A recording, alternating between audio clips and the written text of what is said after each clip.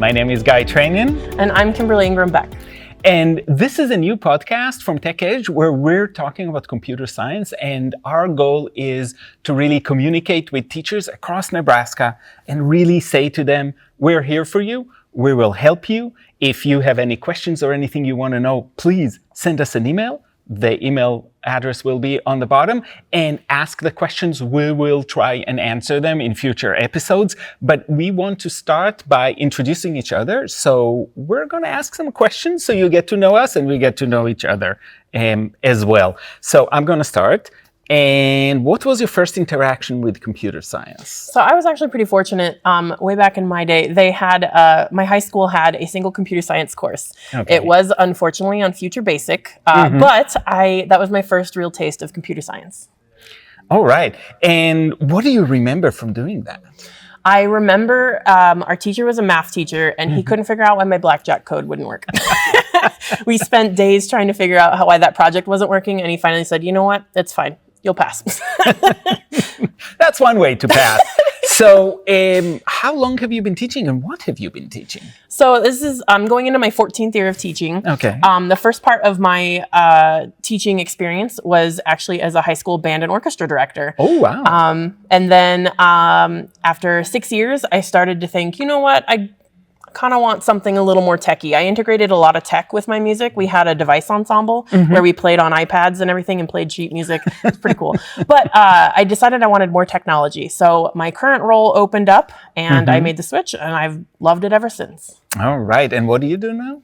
I am a computer science teacher at Gretna High School and Gretna East High School. All right. So really Nebraska. And that's important because I think that we face somewhat different challenges than other places, but also as we go and talk nationally, we do find out that there are some similarities across states, and there's something to be learned from each other as well. So if you're from another state and you're listening, it's okay. We love you too. What's one myth about computer science that you would like to dispel? When I talk to people, they say, oh, it's just too much programming for me. And I'm like, computer science is not just programming. That's the main myth that I would say is facing the computer science industry. There's so many jobs in the industry that have very little to no programming needed. And what's your favorite thing to teach when you teach CS? I absolutely love Java. There's so many little parts that just don't quite follow the same conventional rules that other parts do, like naming the methods and things. And it's, I don't know, it doesn't make sense, and I love it. But cybersecurity really has my heart. So. Oh, wow. That's quite a shift from Java to cybersecurity, but I do get it. What's your message to teachers that are teaching or are going to teach CS for the first time this fall? So my main message is just reach out. There are so many of us out here who've been teaching for a few years who just want to help. When I first started, I reached out to two different instructors, and one literally said, bring a flash drive, and copied his entire curriculum off of his drive and said, here you go. Another one sent like a 4-page email of all of the different resources and his thoughts about them and what he used them for. We're more than willing to help. Just reach out, come find us. So welcome to podcasting, because I know it is your first time podcasting. Yeah. So awesome. My turn. Yeah, so, all right. What was your first interaction with computer science? Well, there's two pieces kind of going back to high school. The first one was I came to the United States for the first time as a 15-year-old, 1982. So everybody can quickly make the math and see how old I am. Yes, I am that old, 16.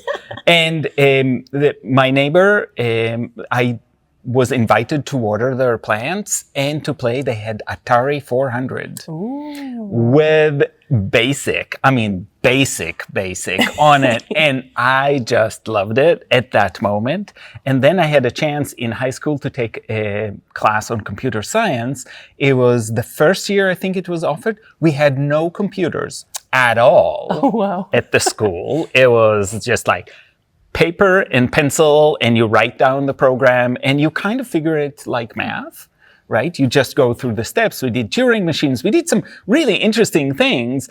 And interestingly, I think that all of these unplugged activities, I still love them to this day, because I think they teach you the certain kind of discipline that you cannot just do trial and error. you've got to really think through the problems. And I think that's one of the things that computer science can teach, is you've got to think through the problem, not just start programming immediately, which carries itself into almost everything we do in school, because it is all about problem solving. Yeah, absolutely. What's one myth of computer science that you'd like to dispel?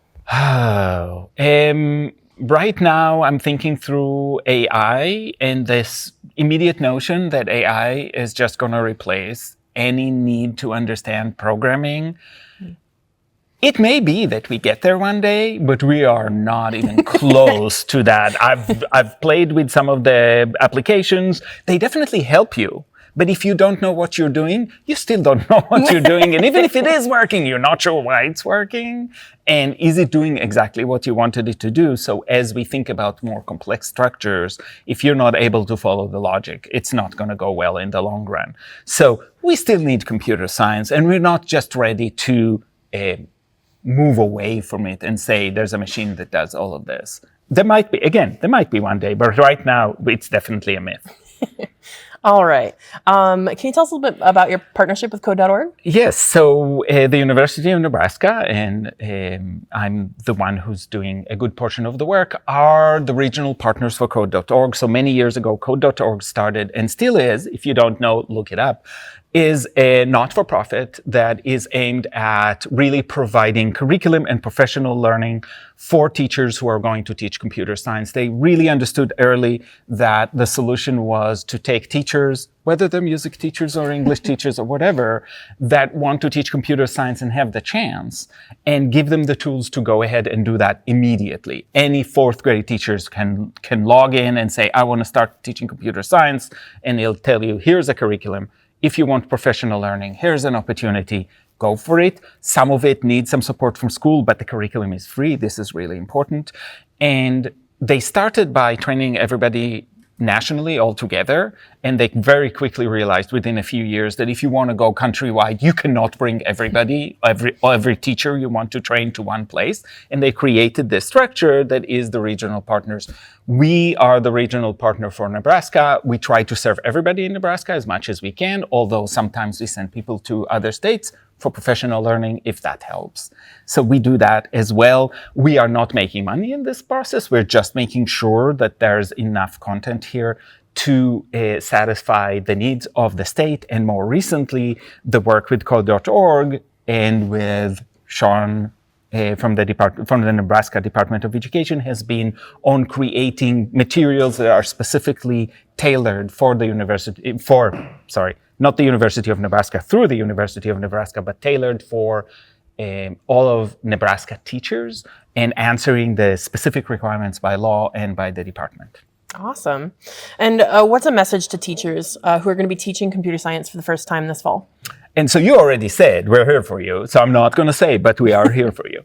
The second message is just go for it. That thing you described with your teacher where you're both meandering around code, that is not necessarily a bad thing. No. What I'm saying is it's actually a positive. We love it because when we're struggling together, that tells students there isn't a canned book of answers like there is often in K-12 schools. And we are all kind of making it up. We know a lot of stuff. I hope that as a teacher you know more, but it doesn't mean you need to know everything that it's going to work just as you go along. So that's my big message. Awesome. All right. Well, thanks so much for doing this podcast with me and showing me the ropes. I appreciate it. Yeah, and thank you. And we'll see you next time on CS4NE.